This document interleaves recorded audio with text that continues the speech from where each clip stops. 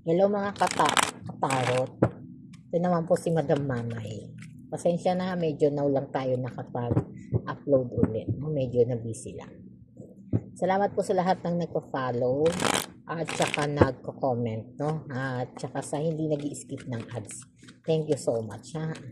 At sa mga gusto, sa mga interesado po ha na magpa-reading, no, ng live, pwede pasok po kayo sa TikTok account ko po.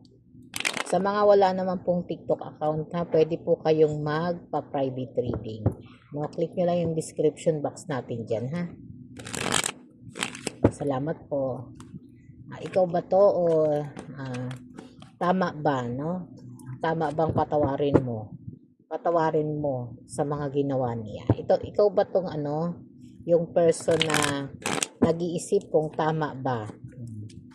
Tama bang patawarin ng ex mo or dati mong kaibigan o kahit sinong gumawa sa iyo ng labis na kasalanan?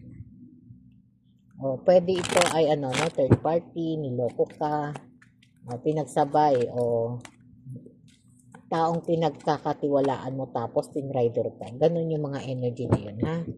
O kung isa ka doon, ito po yung reading mo, ha? Sana kayo po yung makaresonate, no? Pag hindi naman, marami tayong video na pwede nyong tignan. Marami naman tayong video nakapost dyan, ha? Okay po, salamat po. Tama bang patawarin mo siya sa mga ginawa niya? O parang ang bigat ng energy natin, ha? Parang may nakikita pa tayo dyan na umiiyak, no? Talagang halos hindi bumabangon sa higaan. No? Halos hindi bumabangon sa higaan, hindi kumakain. Ilang araw na, ha? At dito, no? Pero dati, no, masaya siya. Dati masaya. No? Pero ngayon, malaki ng pinagbago, ha? Puro to, ha? Reverse, no?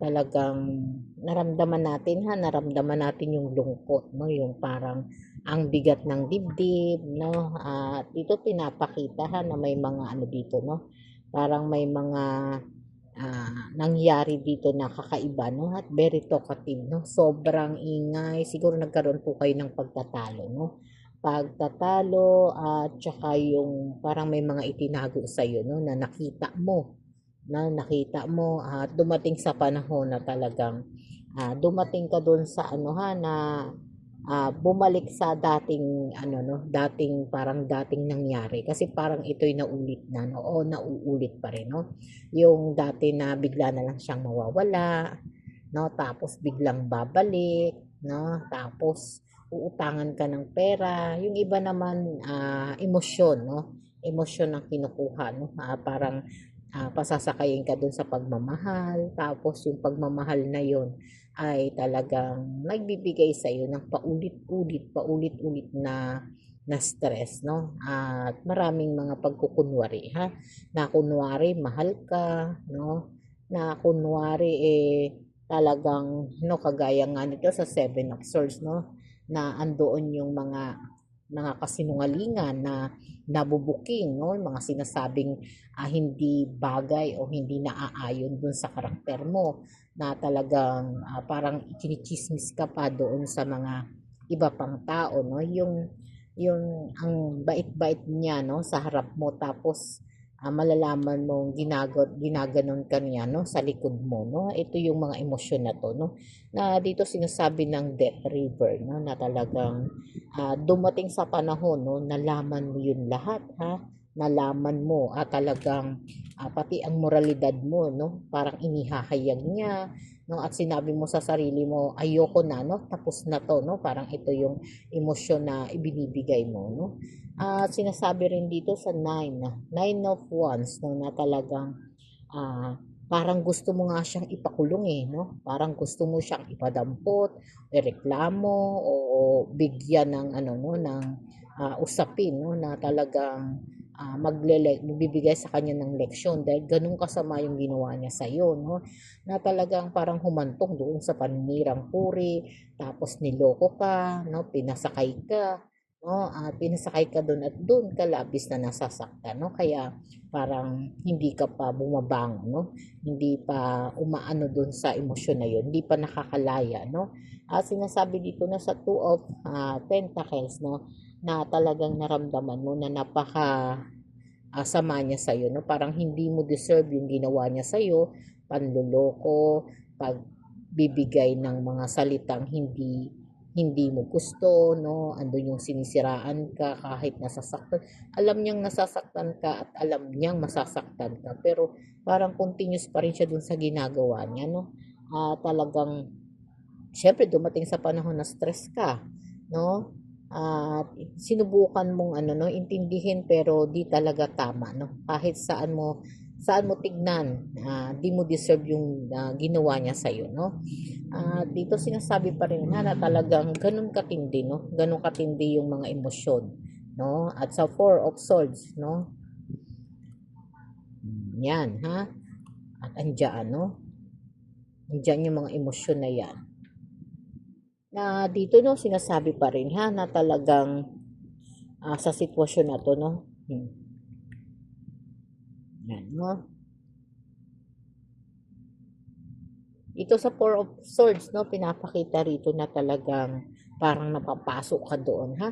Parang talagang ikinulong mo yung sarili mo no o parang dahil doon sa ginawa niya parang nakulong ka no. Nakulong ka sa emosyon, mentally, no? At parang walang pag-asang makalaya doon, no? Doon. Kaya sinasabi nga dito, nagkaroon ka pa nga ng maraming ano eh, magkaroon ka ng anxieties, tension, at yung anxieties na yon ay talagang halos nagbigay sa'yo ng dahilan kaya bumabagsak yung katawan mo, no?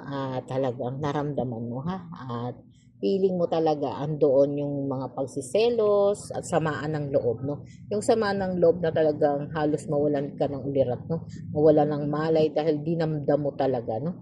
Dinamdam mo yung naramdaman mo na galit, no? At nakakatroma, no? Nakakatroma yung ginawa niya sa iyo, no? Kaya ito no, sabi sa Six of Wands na talagang ah, gusto mo na sana mag-let go, no? Kalimutan pero hindi ganun kadali, no? At nahirapan ka talagang mag-let go, no? Nahirapan kang mag-let go, sinasabi mo na lagi mo po itong naaalala, no? Laging parang pag naaalala mo to, nalulunod ka sa sama ng loob. No? At sinasabi dito sa The Empress ha, na kailangan daw, no? Kailangan mo daw, no? Kailangan mo daw kalimutan, ha? Kailangan mong umalis dun sa sitwasyon na yun, no? Dahil nakakabigat yun sa'yo ha, nakakabigat sa paglago mo, no? Sabi nga eh, may naghihintay sa yung magandang ano ha, magandang kalagayan, no? Magandang ano no, magandang buhay na nag-aabang sa iyo, no? Sinasabi pa rin dito no sa 7, parang dito no, handa ka na ha. Handa ka ng tanggapin. Parang sa tagal ng panahon na dumating sa buhay mo yung ganitong panluloko, galit, emosyon na naghalo na yung mga emosyon na yun ha. At sabi nga dito no, kailangan mo daw magdasal, magnilay ha. Ilapit sa Diyos yung iyong yung panalangin, yung iyong galit no para mawala no. Kailangan mong tanggalin ha para maging masaya ka no.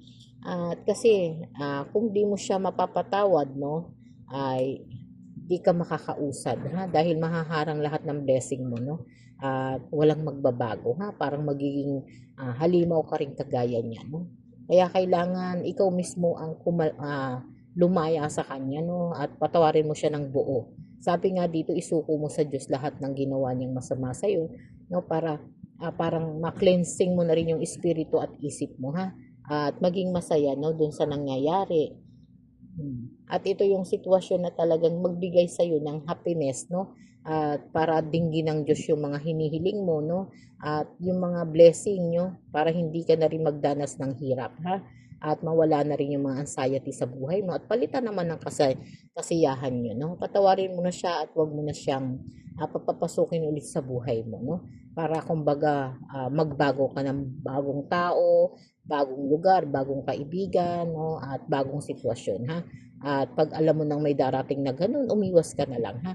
Para hindi bumalik sa dati, no? At sabi nga dito, no, maraming binibigay sa iyo na biyaya, no, kaya lang hindi mo siya natatanggap dahil nga dito sa naranasan mo, ha. Kaya sabi nga, no, magpalaya ka na at magpatawad para guminhawa ang buhay mo, ha. Okay, salamat po, marami pong salamat. Thank you po.